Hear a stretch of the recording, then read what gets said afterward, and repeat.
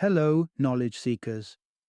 In this episode of 20-Minute Books, we delve into status anxiety, a profound exploration into a unique kind of worry that plagues contemporary Western societies, the fear of being seen as less accomplished or successful by our peers. Alain de Botton, acclaimed philosopher and founder of the School of Life, deconstructs the origins of this anxiety and proposes solutions that promise to alleviate our collective concern over social standing. Status anxiety argues that our relentless pursuit of status, while potentially motivating, often spirals into distress and discontentment. De Botton examines the various factors contributing to our status-related fears and inspires readers with philosophical insights and practical wisdom to confront such fears head-on. The author, Alain de Botton, is not only a philosopher but also a best-selling writer known for weaving together philosophy and everyday life. With notable works like The Architecture of Happiness and How Proust Can Change Your Life, de Botton brings a rich background to the discussion of emotional intelligence and the pursuit of a fulfilling life. This book is tailored for a broad audience. It speaks to ambitious social climbers rethinking their motivational drivers, individuals struggling with feelings of perceived underachievement, and anyone who has ever judged or been judged based on societal definitions of success. Join us as we summarize and consider the compelling arguments of status anxiety. Understanding its message could very well change your outlook on life and your place in society.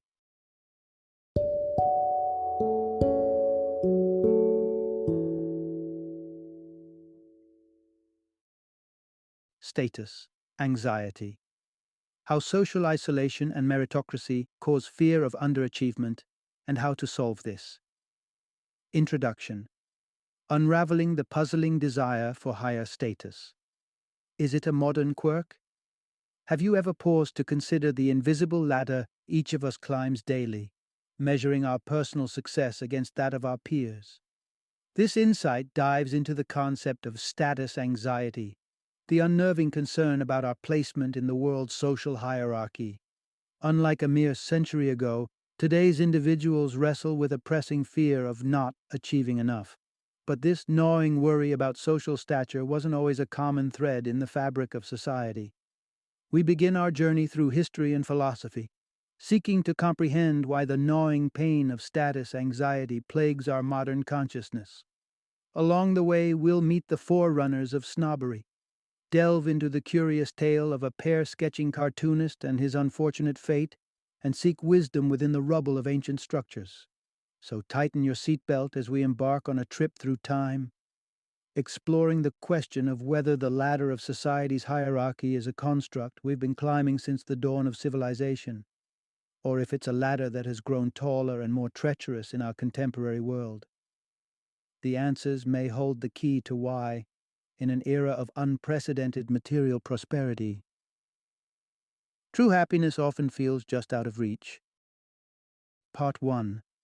Discover the secret fears driving the rich to want more. Imagine a world where wealth stretches beyond your wildest dreams. And yet, the desire for more never ceases. It's easy to point the finger at greed as the culprit behind this insatiable hunger for wealth. But this notion is flawed. If greed alone were to blame, one would expect the pursuit of riches to halt once a person's fortunes could last generations. The reality, however, unveils a deeper, more complex motive. Think about how society perceives those at opposite ends of the status scale. We have terms like somebodies and nobodies, extreme descriptors that ignore the impossibility of someone truly being a nobody. But the sting of being treated as if you don't exist, as if you have no identity, remains a harsh truth for those deemed low status. Peeling back the layers reveals that the chase for status is truly about longing for respect, acknowledgement, and a form of love, not the amorous kind, but a sense of being valued by others, of knowing that your existence is significant. Why is this sense of belonging so crucial, and the absence of it so devastating?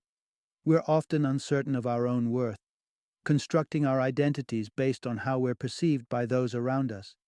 A shared laugh at your joke can boost your self-image as a witty individual. Conversely, feeling invisible when entering a room can erode your sense of worth, leaving you awash in anxiety. Our self-esteem can be likened to a balloon with a slow leak, requiring a constant infusion of love's helium to stay afloat. Neglect, no matter how small, can expedite the deflation.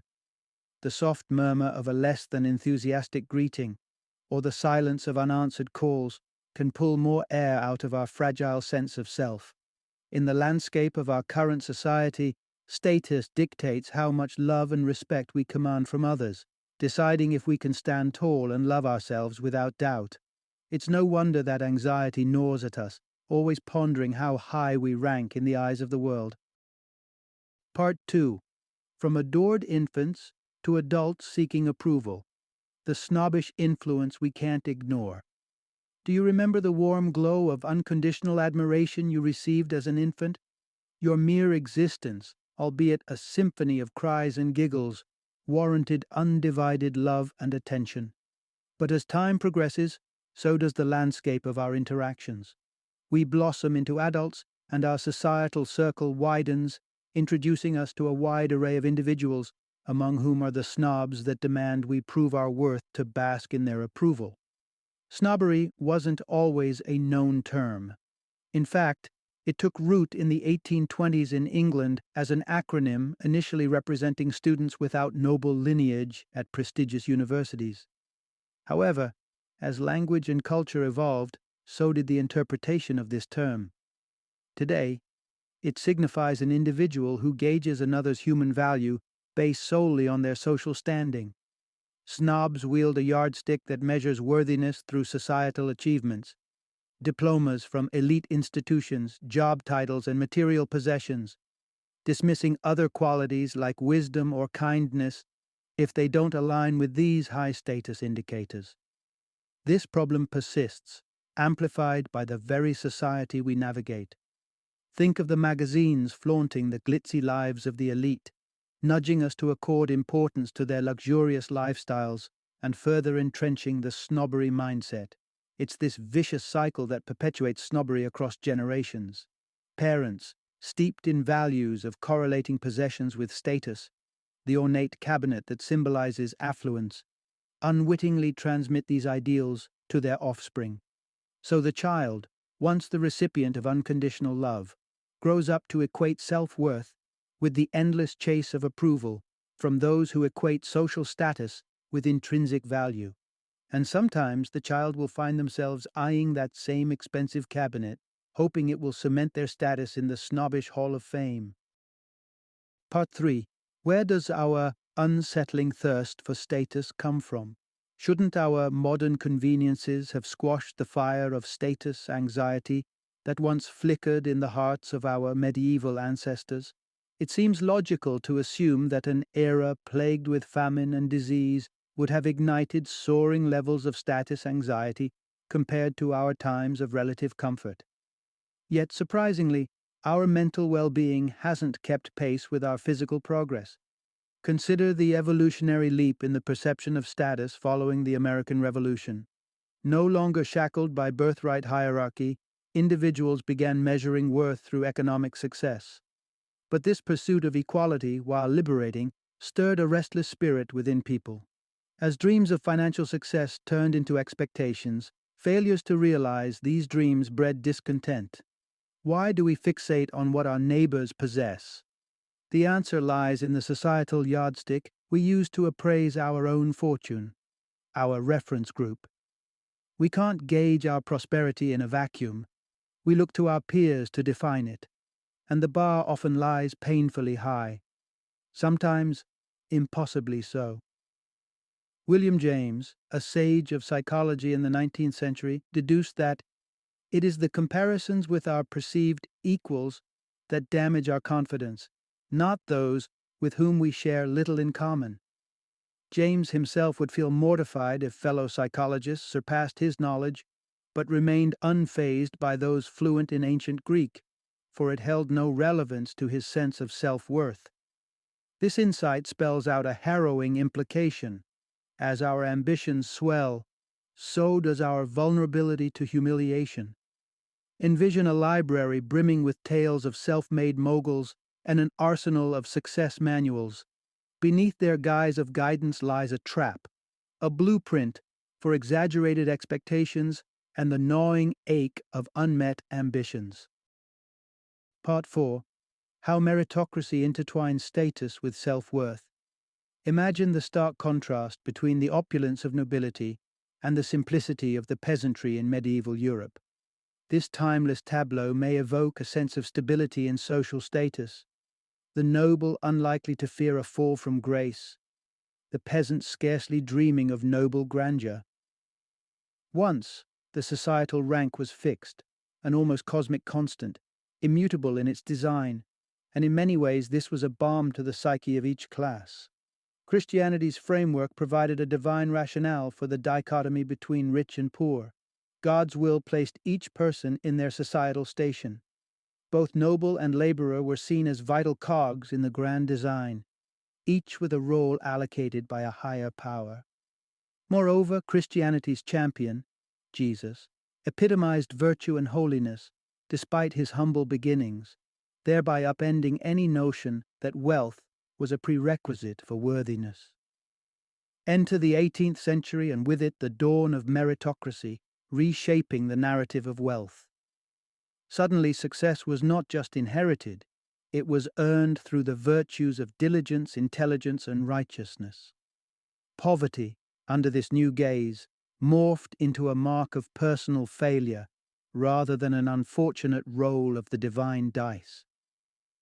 Meritocracy, despite its virtues, championing success regardless of one's station at birth, casts a shadow of shame on poverty. With meritocracy, we've constructed a society where self-worth is inextricably linked to accomplishments, where the lack of material success isn't only a financial disadvantage, but a reflection of one's character. It's a poignant cost to the undeniable benefits of a system that rewards skill and effort, where the price paid is not just in coins but also in self-esteem. Part 5. Navigating the stormy seas of employment and economic cycles. Rewind to the turn of the 19th century, when a mere 1 in 5 Americans worked for someone else. Fast forward through the decades, and you'll witness a tidal shift. By 2000, 9 out of 10 Americans found themselves employed by another. This shift reflects more than just a change in labor statistics. It highlights a profound transformation in our relationship with work and success. In contemporary corporate landscapes, our fortunes are tied to the whims of our employers and the broader economy. Companies are often constructed like pyramids, where a solitary figure reigns at the pinnacle while a multitude supports the base. But the path to ascend these corporate pyramids is not always paved with skill alone. Sometimes it's those who artfully navigate office politics, who can embellish and manipulate, that rise through the ranks. Employees, while grappling with internal company dynamics, must also face external economic pressures. A company's bottom line might necessitate job cuts, automation, or offshoring to stay afloat in competitive waters. And, as economic tides ebb and flow between growth and recession, individual livelihoods are rocked, with layoffs and liquidations translating cold statistics into human hardship. Though financial institutions and governments strive to tame these cycles, their efforts have yet to yield a foolproof solution. This relentless struggle within the job market often leaves individuals feeling expendable, cog-like, with their self-worth gauged against economic utility. Karl Marx, in his revolutionary writings, lamented the erosion of the familial bond between employer and worker, replaced by an unfeeling capitalism that regards employees as mere instruments of profit. Whether or not Marx viewed history with rose-tinted glasses, his observations expose a troubling reality. The dehumanizing treatment of workers fuels the fires of status anxiety. As society demands success in a ruthless economic landscape, it's that very milieu that strips away our humanity and magnifies our fears of failing. A sobering paradox. The good news? There are strategies to combat status anxiety and reclaim our worth, and we are poised to explore these soothing antidotes in the dialogues that follow. Part 6. Turning to philosophy to question conventional measures of success. Picture the legendary encounter between Alexander the Great and the philosopher Diogenes, lounging beneath a tree in Corinth. When the world's most powerful conqueror offered aid, Diogenes famously retorted, "Stand out of my sunlight." This succinct dismissal encapsulated the philosopher's indifference to Alexander's status and the societal code of honor it represented. Philosophy, since its inception, has played the critical role of provocateur, compelling us to scrutinize the very foundations of our convictions. Philosophers, armed with reason, deconstruct others' judgments instead of conforming to them. This approach not only champions independent thinking, but also exemplifies resilience against societal pressure. Alexander's reaction to Diogenes, a laugh rather than a lethal blow, demonstrates the triumph of reason over ego. It's a sharp contrast to the honor-obsessed duelists of 17th century Spain, whose unchecked emotions often led to fatal outcomes. Philosophy invites scrutiny of our desires against our necessities, encouraging a thoughtful examination of potential consequences. In battling status anxiety, philosophy serves as our ally. By dissecting popular opinion, rife with confusion and flaw, and reaching our own understanding of value, philosophy provides a strong defense against the onslaught of societal pressure. It urges us to critically assess traditions that escape scrutiny and to evaluate whether common behaviors are rooted in logic. Furthermore, it challenges us to consider whether the individuals whose opinions we so fear truly command our respect. As we navigate through these questions, we may discover that the judgments causing our anxiety do not merit the weight we've placed upon them. Recognizing this disconnect could prove to be our liberating epiphany, allowing us to redefine what truly constitutes virtue and success in our lives. Part 7. Art, the unsung hero in the quest for personal significance. Throughout England's Industrial Revolution, a silent battle waged between the advocates of practicality and the champions of art. Practicality boasted an era of factories, railroads, and cities, while art reasoned that it could soothe societal aches. Matthew Arnold, a renowned Oxford poet, believed art was more than mere decoration. It was a criticism of life. But what did that mean for the role of art in the context of status? Jane Austen's Mansfield Park serves as a clarion call for valuing the inherent worth of individuals regardless of their socioeconomic status.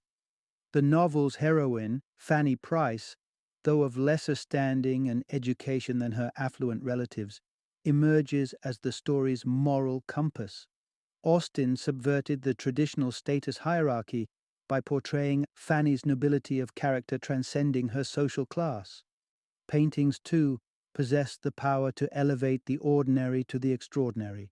Historically, genre scenes depicting commonplace life were considered inferior to grand historical paintings or portraits. Yet artists like Chardin, who painted a simple scene of a woman caring for an invalid, used their canvases to challenge the notion that the domestic sphere lacked significance or beauty.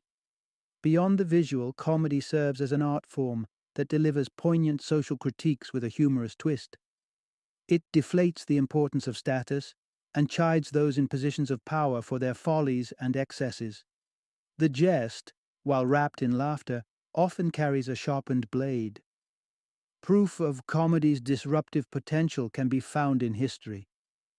Take the satirical barbs thrown at King Louis-Philippe of France by Charles Philippon, whose pear-shaped caricature of the monarch's head became a symbol of ridicule. The king's swift reaction of arrest, censorship, and damage control exposed his vulnerability and simultaneously underscored the potent effect of artful critique. In these and countless other instances, art stands as an enduring testament to our ability to find beauty and meaningfulness in the fabric of everyday life. undermining the superficial metrics of status and inviting us to look beyond wealth and position for value and character. Part 8. Challenging the contemporary blueprint of success.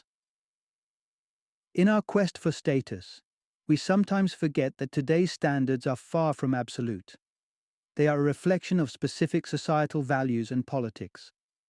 Looking back at different cultures throughout history, we see a rich tapestry of varied benchmarks for esteem. Consider the fierce Spartan warriors, where prowess in battle was the currency of honor and familial connections were a distant concern. Ruthless strength and a solitary focus on warfare defined their ideal, a stark contrast to the elegance and domestic propriety that would later define an English gentleman. But what shaped these vastly different ideals of honor? Societies often prioritize traits that serve their survival needs. Where imminent threats loom, mighty warriors gain prominence. In peacetime, other qualities ascend. What then, one might wonder, is the mold for the ideal individual in modern Western society? The pursuit of wealth and commercial success, it seems, has taken up the mantle of valor. Much like the Victorians, we praise monetary acquisition as synonymous with moral integrity and well-being. Yet, history provides somber lessons about the pitfalls of equating material wealth with deeper contentment. Take the colonization of the Native Americans, whose initial lack of desire for European goods gave way to a corrosive appetite for silver, firearms, and spirits. This shift towards materialism ushered in self-destruction rather than the prosperity they were promised. The modern Western world isn't immune to this disillusionment. We too chase after the latest acquisition, convinced that happiness will follow. And yet, the initial ecstasy wanes, the luster of our new possession dims, and we find ourselves caught in the relentless pursuit of the next gleaming artifact. As we reflect on this cycle, it's crucial to ask if what we seek aligns with genuine fulfillment, or merely perpetuates the relentless, often futile chase of a fleeting and redefined notion of success. The answer might prompt a re-evaluation of our values and guide us away from the dazzle of material wealth towards more enduring forms of satisfaction. Part 9. Embracing life's expansiveness to see equality among all. Long ago, the ancient Egyptians would interject their grand feasts with a somber reminder of mortality, parading skeletal remains through the celebratory halls. While Herodotus left us guessing whether this tradition aimed to intensify revelry or instill sober reflection, one thing is certain: reminders of our inevitable end, also known as memento mori, urge us to reconsider our life's priorities. This might seem a touch grim, but such practices grant perspective, liberating us from the shackles of public opinion and refocusing us on what we genuinely value. Consider the pastime of ruin gazing, where ones explore the decaying splendor of humanity's great constructions, like the Colosseum in Rome.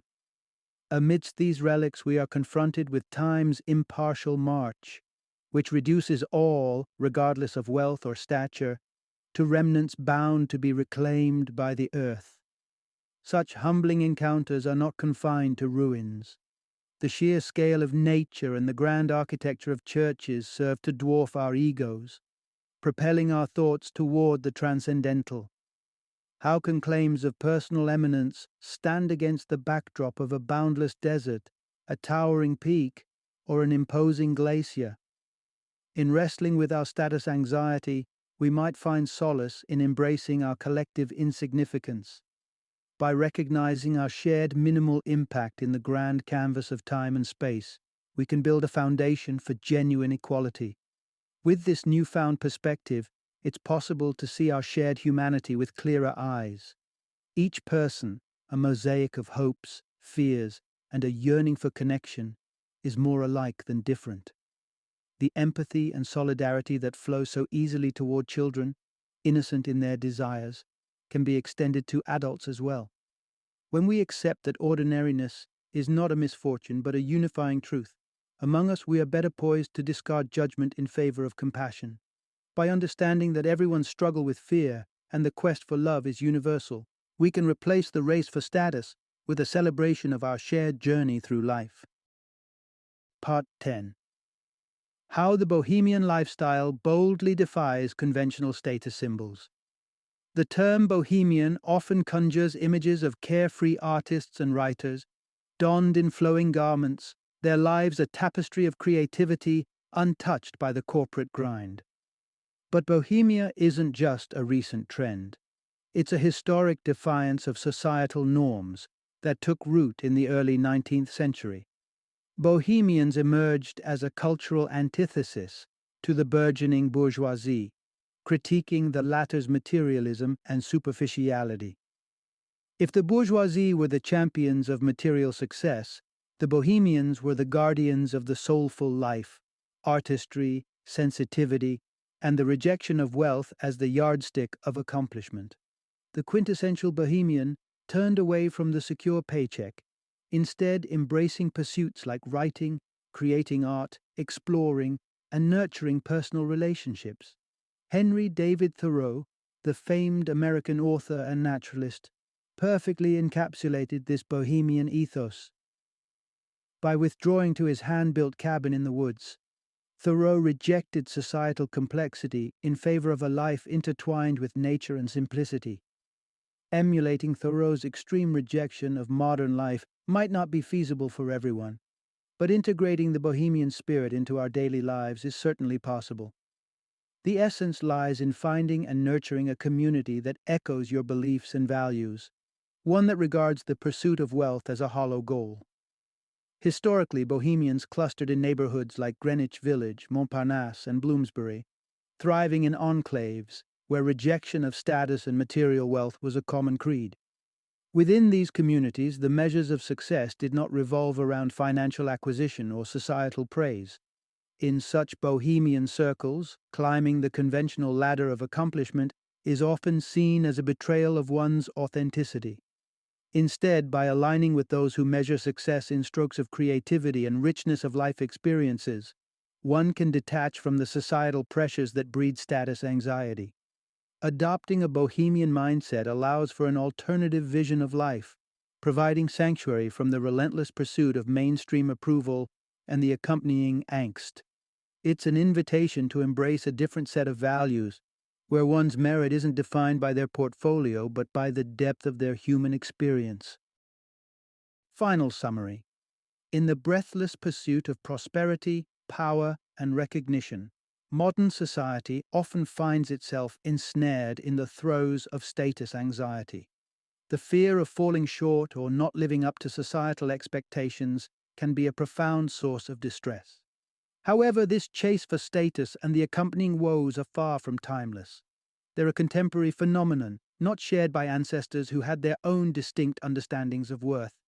Several remedies offer relief from the relentless pressure of status anxiety. Arts, whether through literature or visual media, encourage us to reflect on the deeper values of life beyond material achievements. Philosophy teaches us to question the default parameters of success and to find solace in wisdom and independent thought.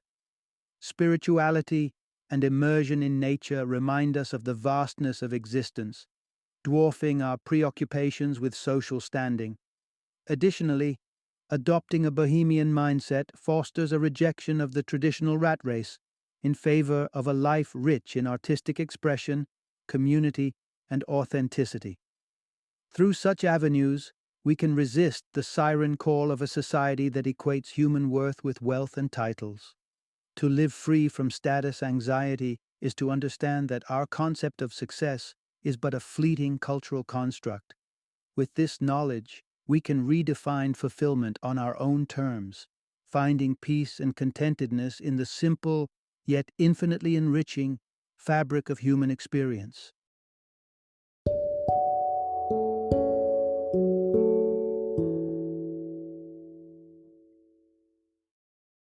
Thank you for joining me today on this journey of learning and discovery as we explored the insights of another thought-provoking book in our growing library of knowledge. If you've enjoyed our time together, please take a moment to follow our podcast, give us a 5-star rating, and share 20-minute books with other knowledge seekers. Your support truly means a lot. Don't forget to join me again in the next episode, where we will delve into another enriching book. Until then, happy reading and happy listening.